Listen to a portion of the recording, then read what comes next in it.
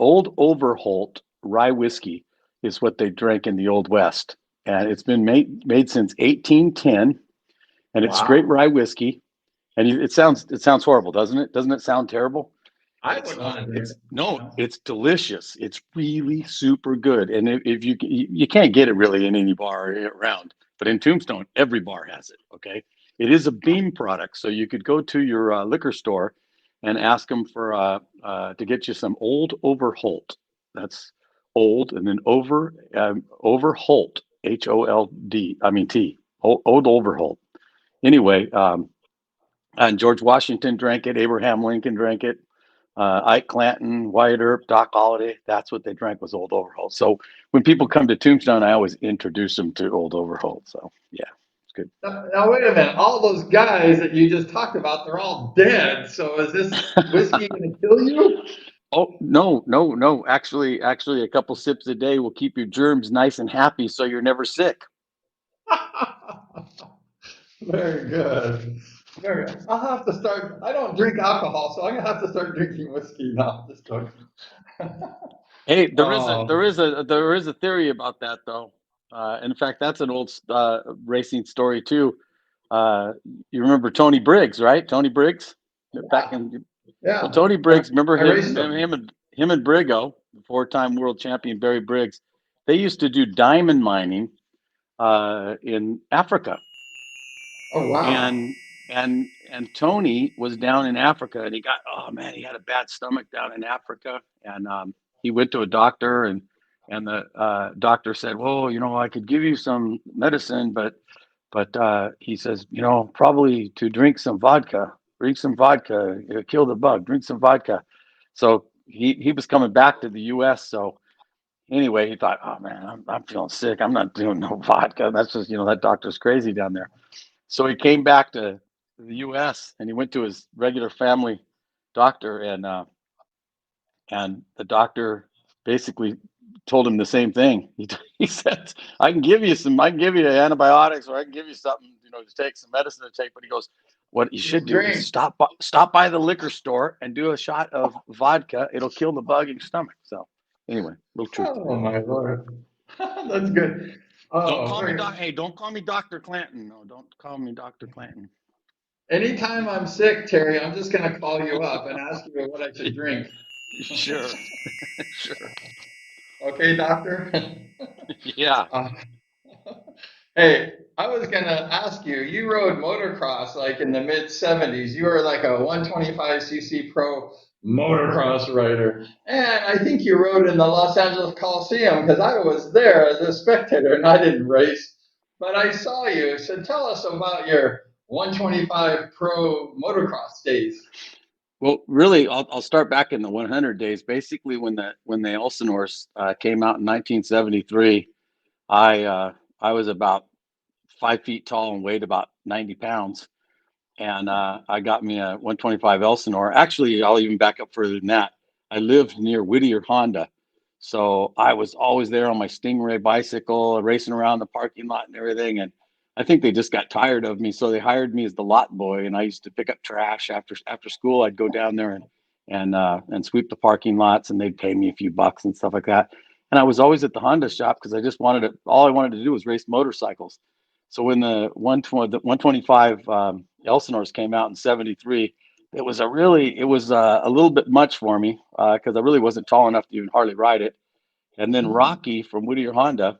Now this was a first. I don't know if you remember these, but because there was a few after it. But Rocky went to L.A. Sleeve down in L.A.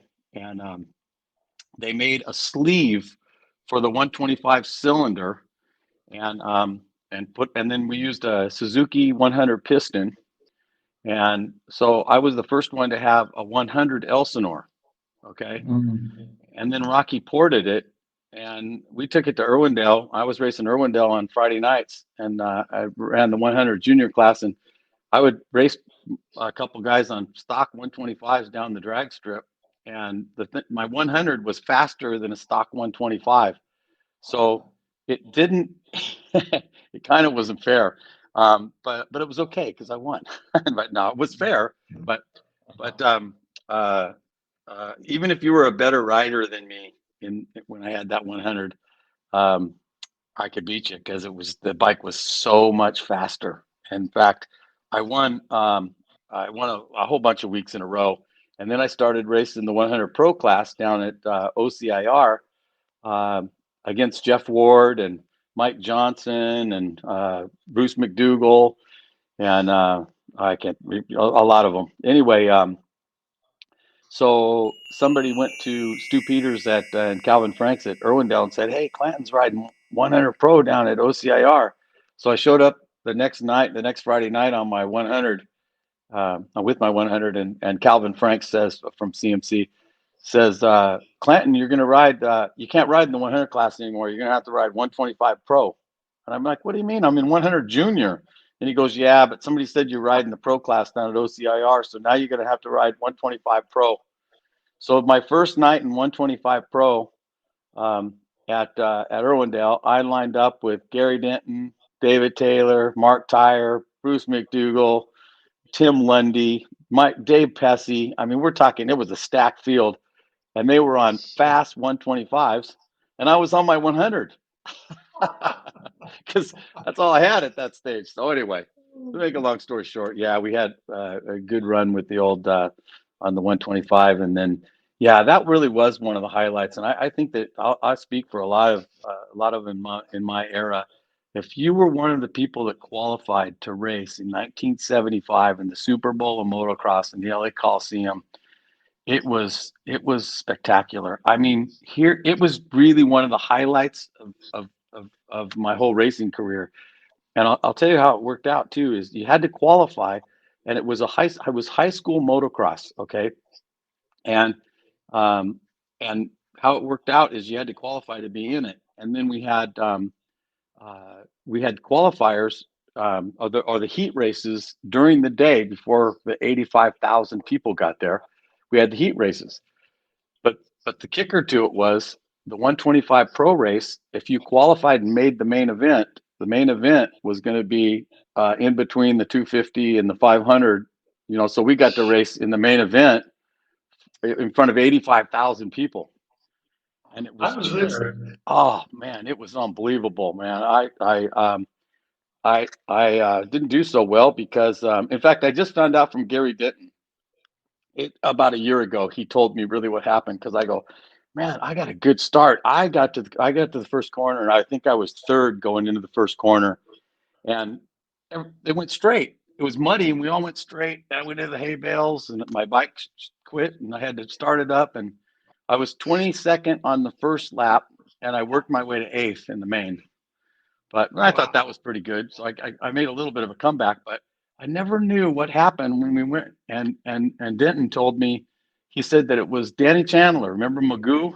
Yeah, yeah. He just missed the corner completely and went straight and took us all out because Denton went down too. I didn't know he went down with me, but he was one of the other. About six of them, eight of us went down the first corner. So you And were turning the corner and everybody just plowing you over and going oh into the yeah, hay bale. Magoo just went straight and took us out like bowling balls, bowling He's pins. a good rider. He shouldn't do that. Well, I think he didn't know where the corner was. I think he probably just missed the corner totally.